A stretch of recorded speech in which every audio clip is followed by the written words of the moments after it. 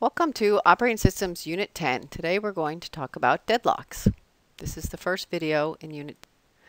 So we're going to talk about deadlocks in semaphores, priority inversion, and methods for handling deadlock. So a deadlock in a semaphore. Sometimes in a semaphore, if you take a look at this, process P0 is waiting, so is going to change the value of S to 0, but then P1 is going to change the value of Q to 0, and then P0 is going to be stuck waiting on Q, and P1 is going to be stuck waiting on S, so they're both waiting on each other, and they will not be able to signal because they're waiting on each other. And this can happen if semaphores are not set up very well, and so that you have to be very careful when you're using semaphores that they don't cause a deadlock. Just like in the dining philosophers in the last video, I did show that the dining philosopher semaphore solution could also end up with a deadlock. So another thing that can happen is starvation. You could have indefinite blocking. So a process may be suspended and waiting on a semaphore for a very long time, indefinitely, and it may not be in a deadlock. It's just starving because in order for it to get released, the process that needs to release it maybe has a very low priority, and so it's just starving the other process while it's sitting there being blocked. And there is a thing called priority inversion, which is when a lower priority process is holding a lock or a semaphore or a mutex or whatever needs to run a signal in order to allow the higher priority task to get past the wait or the lock or whatever it is. This concept of priority inversion doesn't mean solely a semaphore or a hardware solution. It just means that a higher priority task is waiting and a lower priority task is not getting scheduled to release it.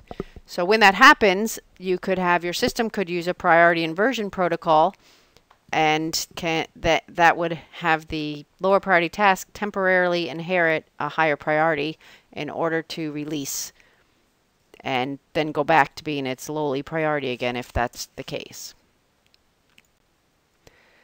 Alright, so in your system you have a bunch of resources, and the processes share these resources, so the processes are going to request the resources, use the resources, and release the resources. So what we've talked about before in the request, you could use a semaphore to make a request, or you could use a some help with the hardware or a lock or a mutex to make the request, or a monitor to make the request.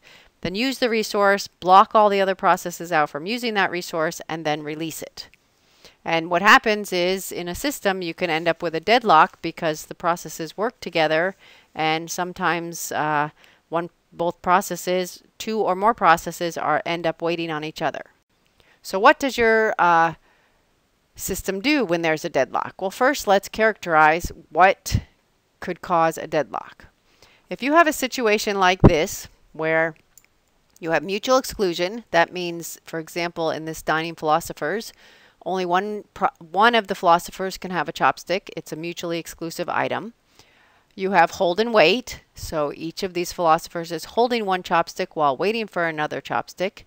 You have nothing in the code that says, no preemption, that says, well, you can only hold your chopstick for, say, 10 time units and then you have to release it.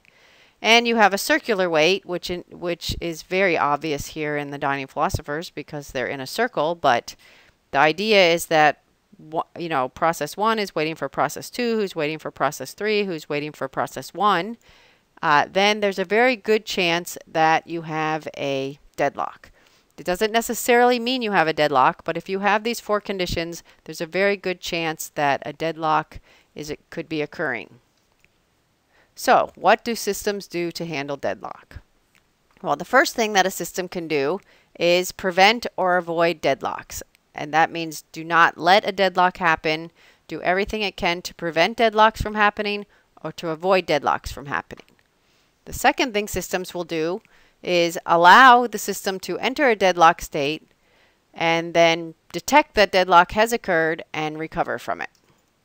And the third thing that most systems do, which is very common, is just ignore the problem like an ostrich and pretend that deadlocks never occur.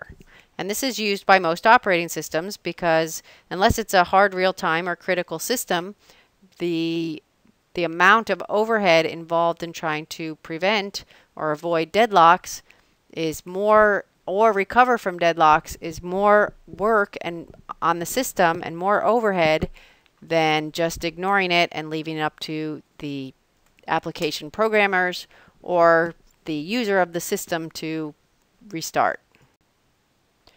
So let's talk about preventing and avoiding. The first thing we'll talk about is prevention. In order to prevent deadlock, what you do is you just do not allow all four of these conditions to happen at the same time.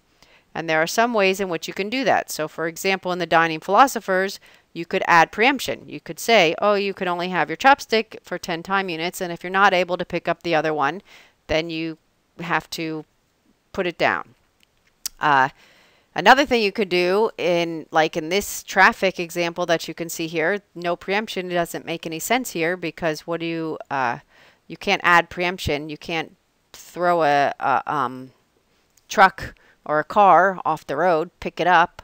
So in this case, what you could do here is use traffic lights and not allow a process or a car to go through the intersection unless it's able to clear the intersection. So that way you would stop the hold and wait. It would not allow a car to hold the intersection and wait for the other one if it's not able to proceed through the intersection unless it can proceed all the way through. Mutual exclusion is kind of a hard one to prevent from happening because that's the whole point of the critical data, is that you want to block the other ones out. And circular wait is another way you could keep track of the resource types and not allow the circle to be closed. So in this section we talked about deadlocks and semaphores and how that could happen. We talked about priority inversion, and that's when a higher priority task is waiting on a lock that's held by a lower priority task. We talked about the system model and the request, use, release idea. We talked about deadlocks and methods for handling deadlocks, avoid or prevent, detect and recover, or ignore the problem. And then we elaborated on deadlock prevention. In the next video, we will talk about deadlock avoidance. Thank you.